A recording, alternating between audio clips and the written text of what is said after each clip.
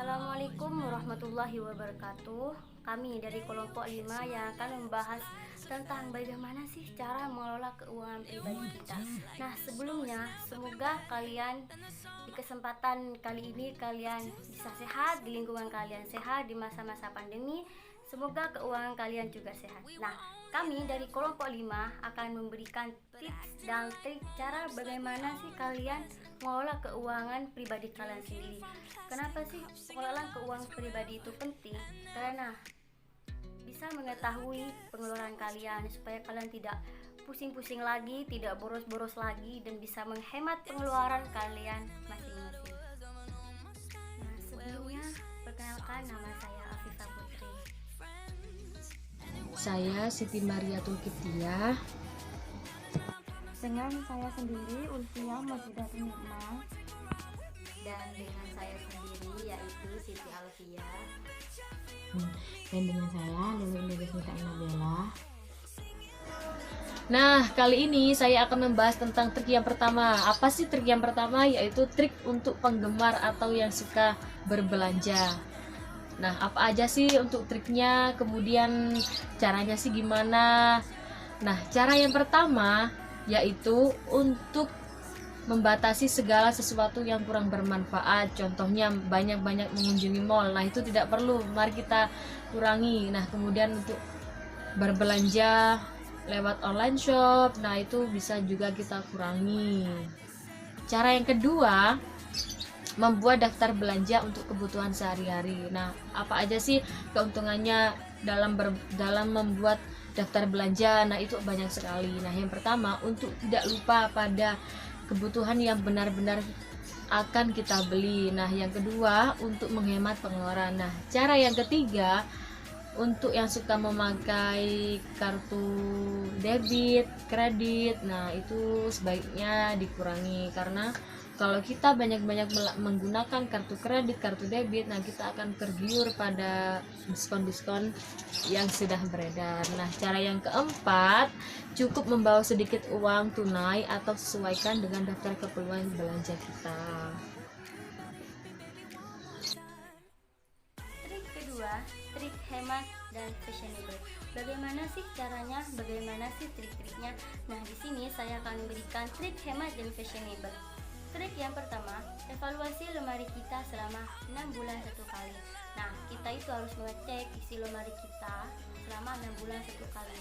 Jika isi lemari kita masih banyak baju dan masih layak untuk dipakai, dan kita tidak harus mengganti isi lemari dengan baju-baju yang baru, kita harus tetap menggunakan baju tersebut, tapi penampilan kita tetap fashionable. Trik yang kedua, perbandingan harga. Kita itu harus pintar-pintar banget membandingkan harga.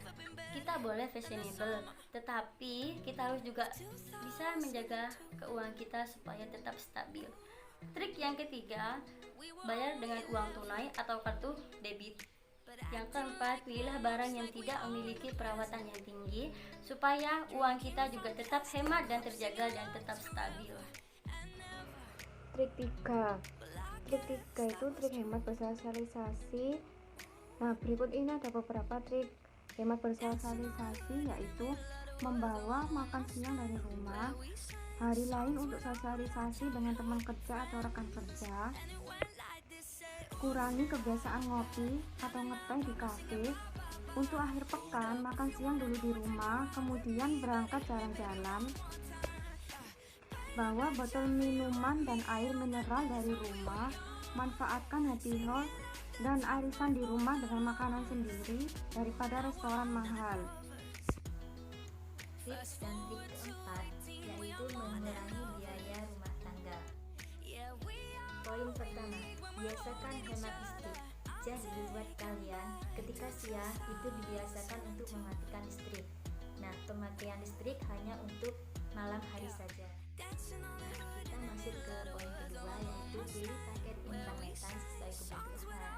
Nah, buat kalian yang suka nonton YouTubers atau game atau Instagram, Facebook, itu lebih baik dikurangi, karena kita sekarang kan rata-rata kuliah online, sekolah online, semua serba online. Jadi kita manfaatkan untuk yang lebih bermanfaat saja.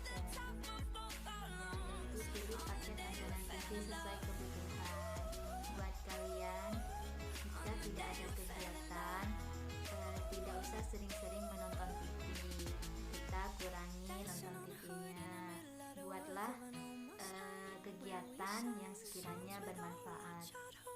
Nah, di sini masuk poin keempat, yaitu cermat dalam memilih pembantu atau bangsu.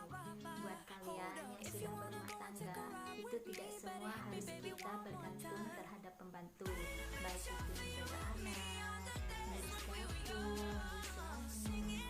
Nah, jadi kita harus belajar menghemat biaya, dan kita kalau tidak memiliki kesibukan, lebih baik kita Pengembangan personal selanjutnya yaitu tips menabung. Nah, menurut kalian fungsi menabung itu untuk apa?